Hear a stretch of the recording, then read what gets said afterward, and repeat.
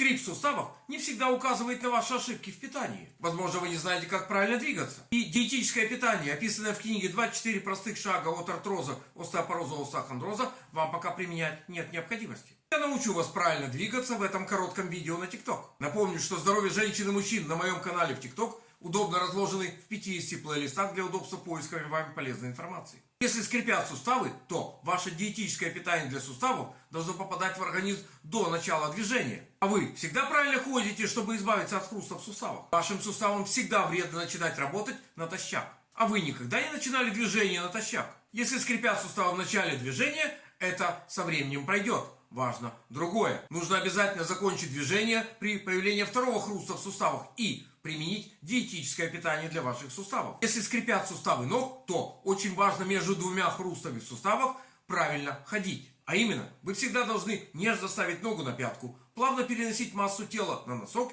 и легким движением икроножных мышц совершать следующий шаг. В этом случае ваше диетическое питание для суставов всегда будет внутри суставов, и хруст в суставах уменьшится. Увлекательное путешествие из первой в четвертую стадию артроза, как описано в книге «24 простых шага от артроза», у вас отменяется. Больше полезной информации дадут мои ответы на ваши комментарии в форуме под видео, а также другие полезные видео на моем канале в TikTok. А для профессиональных любителей читать полезные электронные книги, ссылка на Google Play в шапке профиля. Крепкого вам здоровья и разумного к нему отношения.